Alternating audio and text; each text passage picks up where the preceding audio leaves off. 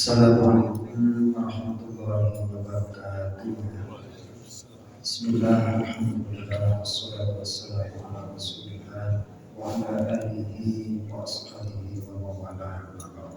Dengan salat berkasih dan ikhlas Allah. Untuk pada malam hari ini saya ingin menyampaikan dan membawakan satu karya dari seorang guru besar tafsir di Universitas Al-Azhar Kairo, namanya Islahul Qulub, artinya memperbaiki hati, karya Al-Imam Syekh Muhammad Mutawalli Wasyarawi yang oleh para ulama diberikan gelar Syekhul Mufassirin, guru besar ulama tafsir. Nah, judulnya menarik bagi saya, yaitu memperbaiki hati.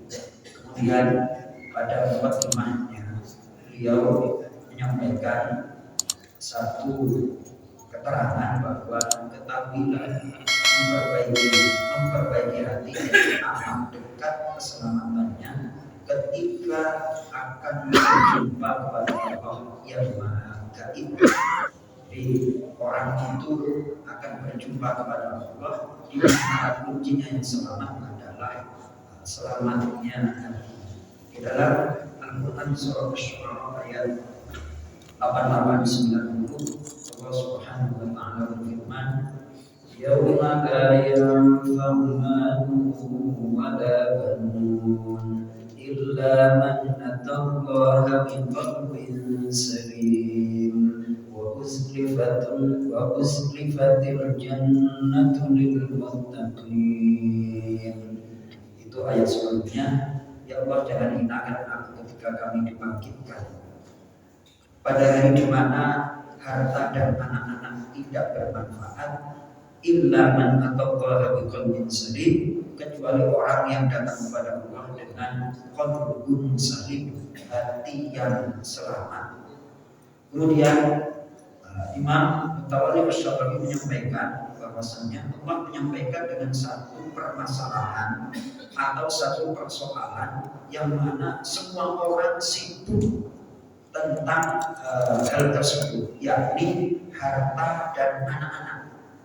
Fakullu insanin yuridu an yakuna ghaniyan shahiban malin wa auladin wa niswatin.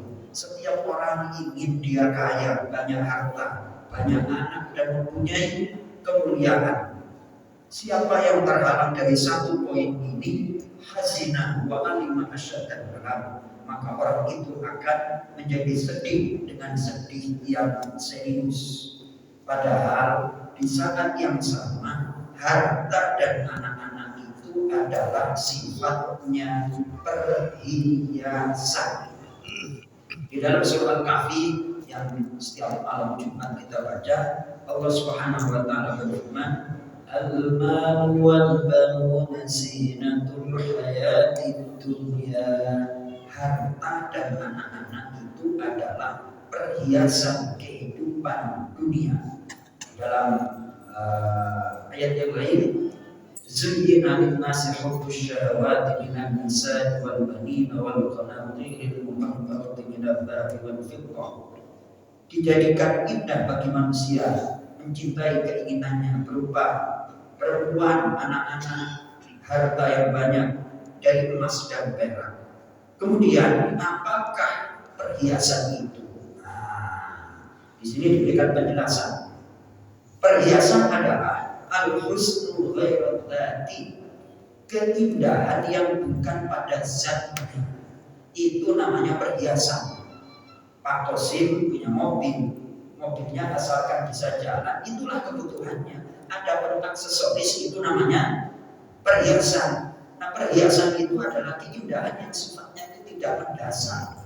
Kemudian di sini diberikan keindahan secara mendasar itu bagaikan seorang perempuan yang cantik dengan sendirinya, allati khalaqahallahu 'alaiha duna an tatakallafal jamal.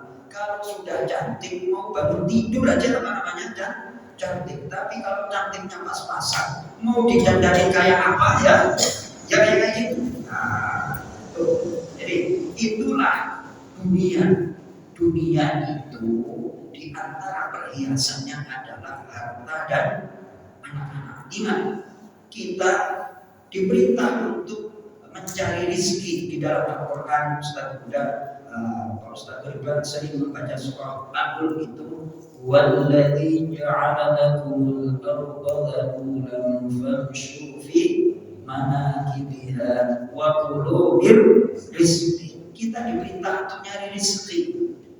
Kalau harta itu sifatnya perhiasan. Jadi perhiasan itu adalah sesuatu keindahan yang bukan pada zatnya.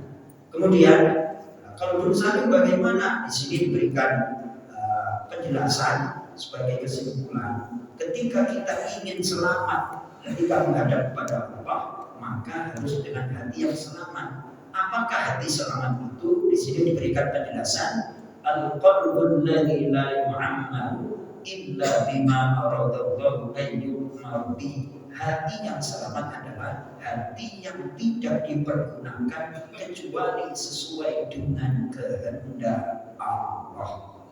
Ketika kita jumpa sama orangnya gak baik sama kita, ya harus sabar. Ya, atau sih dia pulang terus dicemburutin sama istri. Sekarang tanggal berapa sih? Ya, tanggal berapa Pak Idin? Ya, iya udah pada tahu semuanya. Tanggal 2 senyumnya kira-kira markah apa? Ya, gimana lah?